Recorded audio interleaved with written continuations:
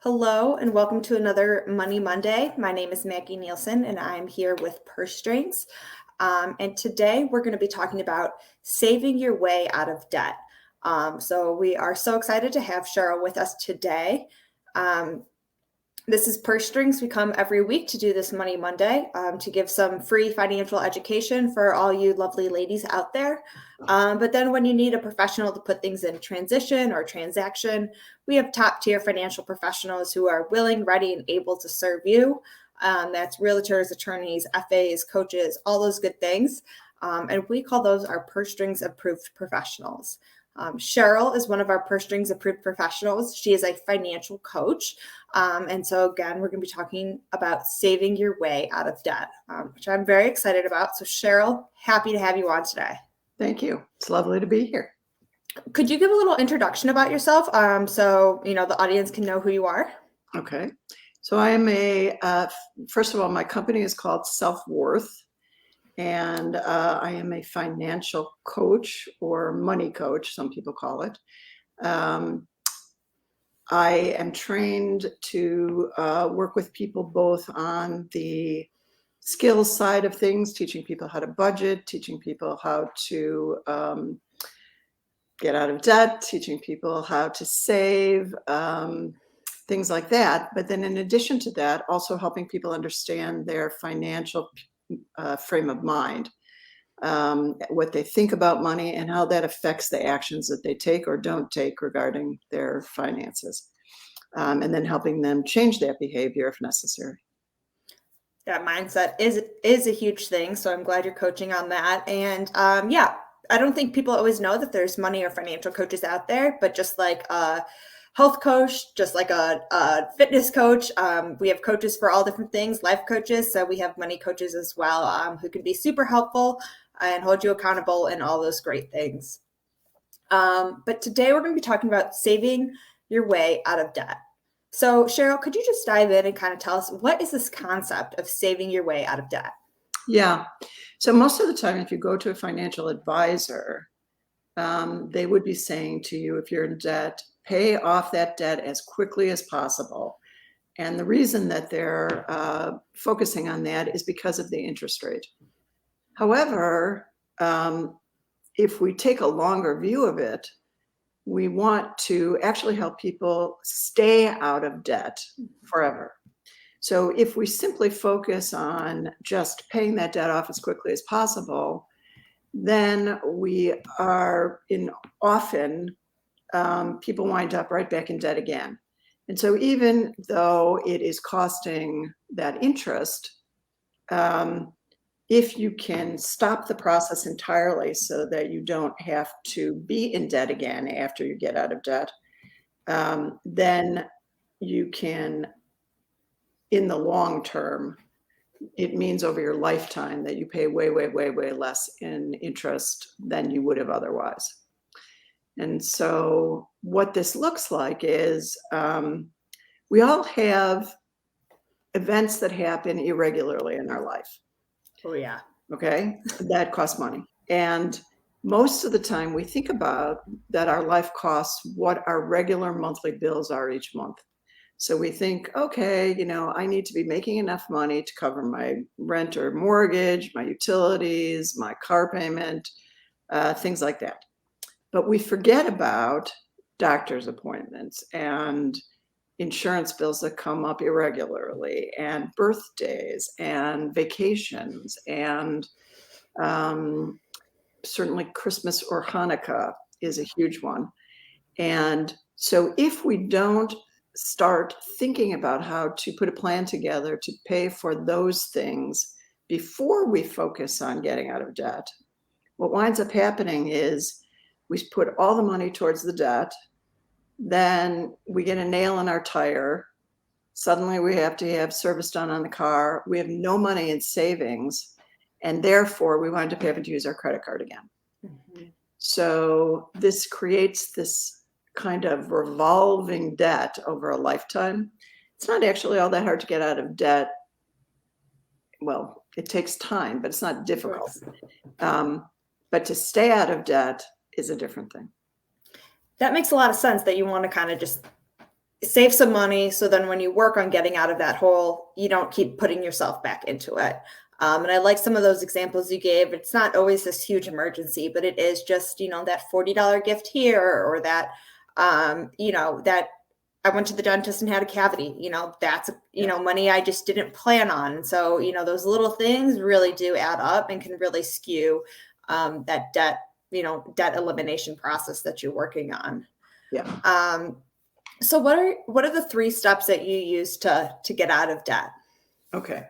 So also what winds up happening is people begin to automatically start finding as much money as they possibly can and put it towards the debt. But we forget about the first step, which is stopping to use credit and loans. So the very first step in getting out of debt is stopping the cycle. And so what that looks like, and that's actually one of the hardest steps, is saying to yourself, I am no longer going to allow myself to use my credit card unless I can pay it off in full by the end of the month. And that's really hard for people. They think, well, but I get, miles, or I get cash back, or whatever. You're not actually, if you can't pay it off by the end of the month, you're not actually winding up ahead. That's a tough one to remember sometimes. That even though they're giving you 5%, they're charging you 28.5%. Exactly. So it's still not a deal unless you pay it off. Yes. If you can pay it off every month, that's great. You can go ahead and do that. But if you can't, and a lot of people, being in debt is kind of like an addiction. And so the first step, just like with alcohol, is to stop what you're doing that you're addicted to, which is to stop spending money. Because what using credit cards is actually doing is fooling yourself into thinking you have more money than you actually have. Mm-hmm. Because you're using money that isn't yours yet. That's fair. That makes a lot of sense. Yeah. So that's the first step. The second step then is putting the plan together to, the second step is saving for this, what I'm technically going to call periodic expenses or irregular expenses. And that's the second piece, because as I say, you can't actually stop unless you have some savings available for those purchases.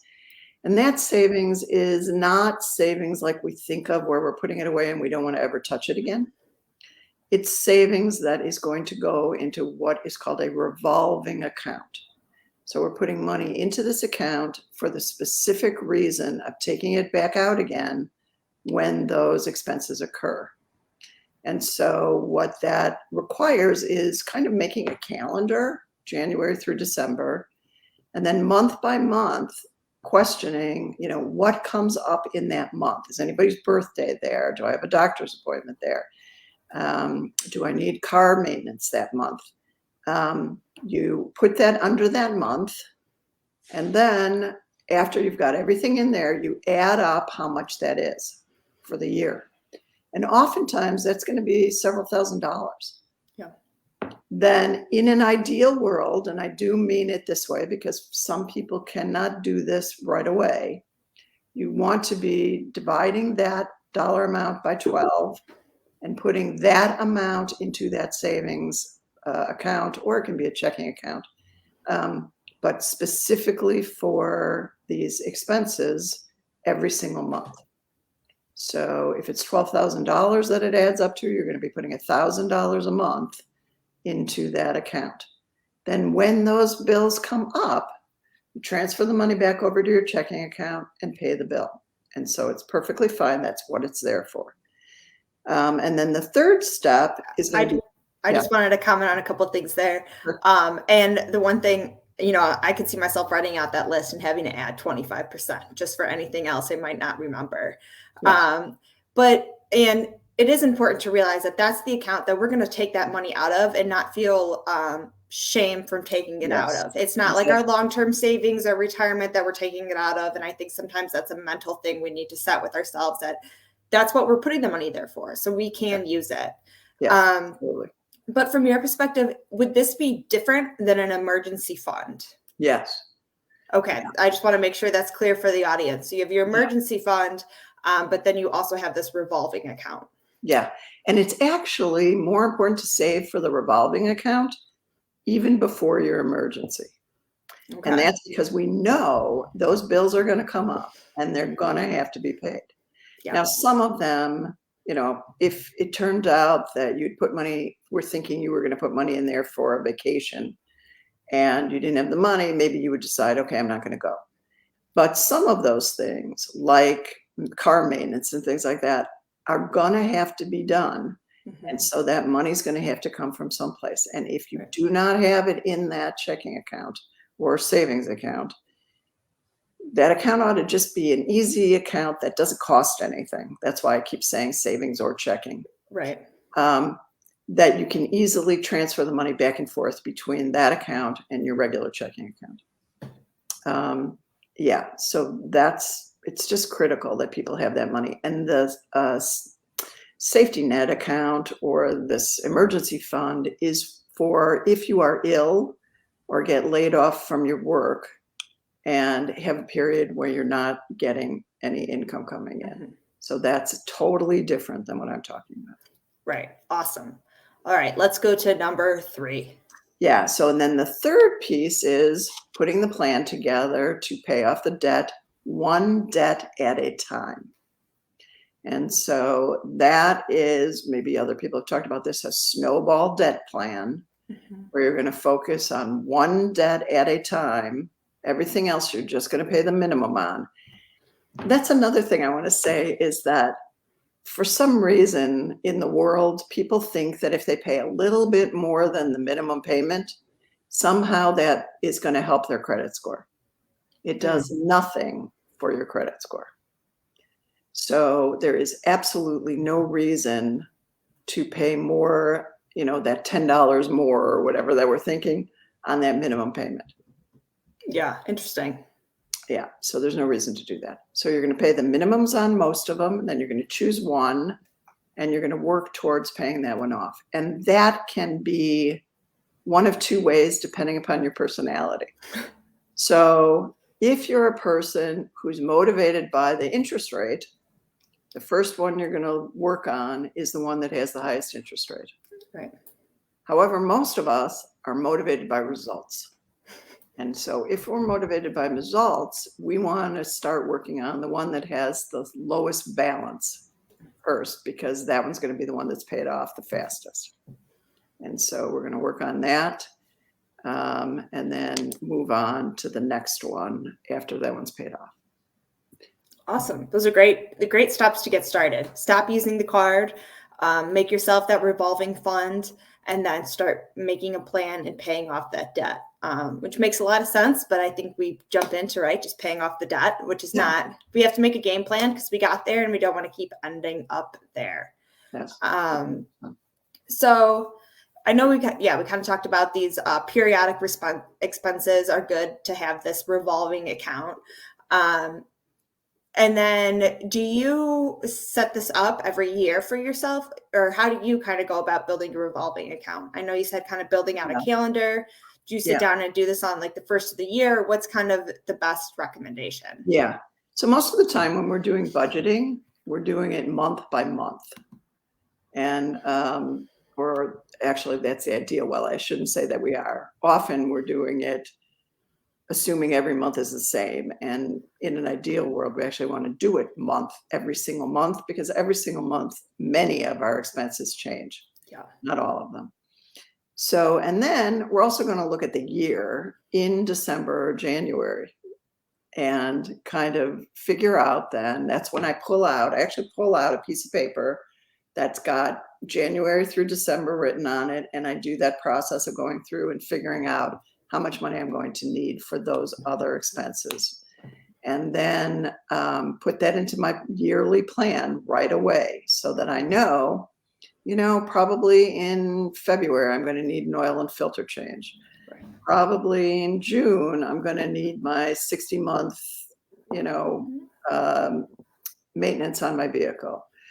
In September, I need to go to the dentist. Right. Whatever it is goes in there, and that money gets figured into the plan for the whole year right from the very beginning.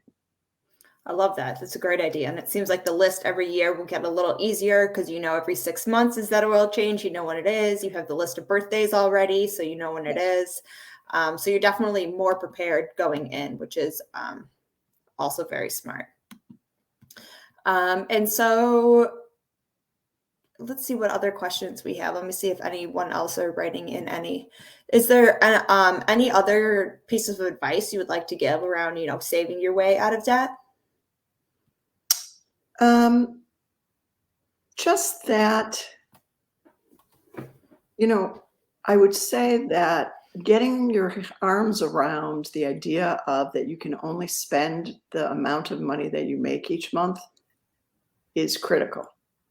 And that's actually what's going to make the difference for people over their lifetime as to whether or not they succeed financially or not. And it's hard and it sucks, actually, quite frankly, a lot of times. And so for many of us, this is the psychological side. We need to get to this place where, especially for women, as women, many of us, particularly if we're older, we're actually taught by our parents that maybe we didn't have to worry about managing money and stuff. And that our husbands would take care of that for us. We never want to be in that position where we're relying on somebody else in that way without having some understanding of what's going on with our finances. Never, ever, ever want to just hand it over to somebody else. And so it's important for each of us to learn, this is how much money is coming in, and that's all the money that I can spend. And what happens, I work a lot with entrepreneurs, and often what will happen with entrepreneurs is they will be thinking, oh, this payment for this thing that I sold last month should be coming in. Mm-hmm. And sometimes they will spend against that income before it actually shows up. And we've all done it once, yeah, Sheryl. Of course. I have too. Absolutely. Absolutely. And then, the money doesn't come in, and then the next bill comes up. So we've gone ahead and we've used that money and we bought something that maybe wasn't an absolute need. And then something comes up that is a need and we don't have the cash to pay for it, and we wind up in debt again. So that's the piece that's just ever so important, is to come to terms with, why is it that I think that I shouldn't be living on what I make? Mm-hmm. And really doing a deep dive into looking to see, what is it that I believe about this that's keeping me from succeeding in this area?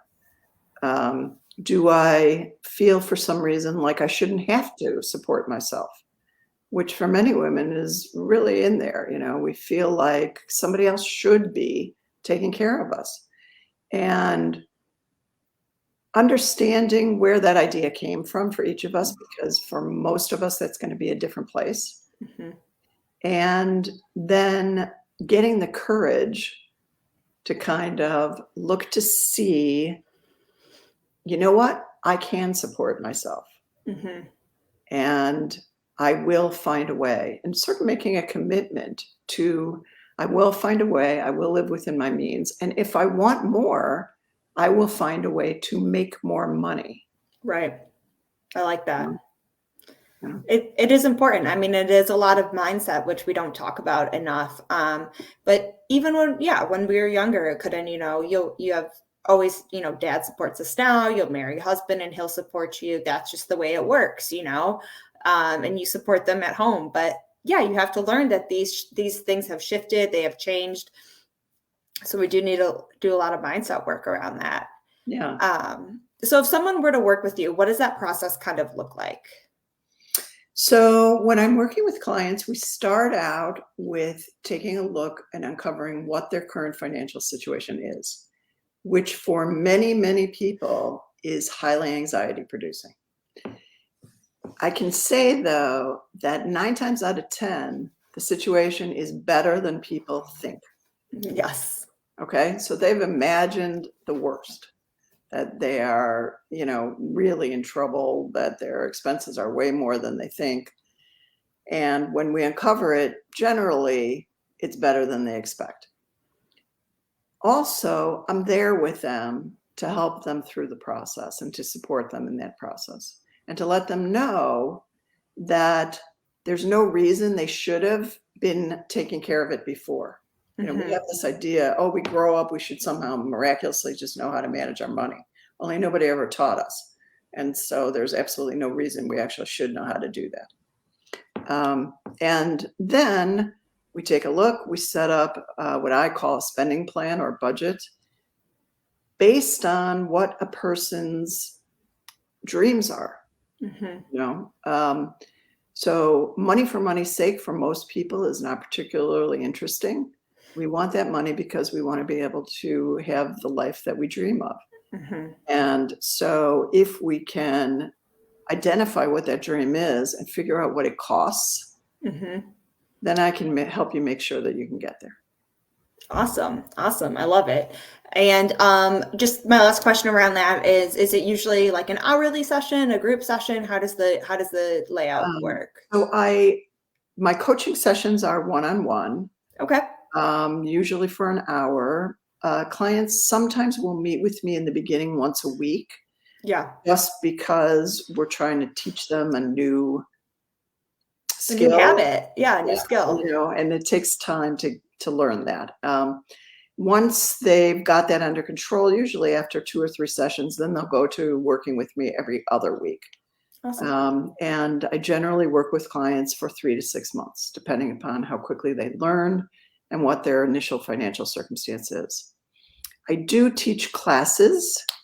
Once a year, I offer a class that is a year-long class. Wow. That meets 2 times a month to help people with every single aspect of their finances. So we work on your debt, we work on setting up this budgeting system, we work on your mindset, we work on savings and teach you a little bit about different kinds of investment opportunities that will come up, and how to improve your credit score. All kinds of things are included in that class. Awesome. That won't be starting until January this time, though. Okay, cool. Well, I think this has been a lot of great information today, but if anyone still has questions for Sheryl, they could reach out at Sheryl@self-worth.coach. Otherwise, she's one of our Purse Strings approved professionals, so you could check her out on our site, pursestrings.co. And we will be back here next week with another Money Monday. So thank you again, Sheryl, and we'll see everyone soon. Can I say one more thing? So Yeah. If you're interested, I do a free consultation.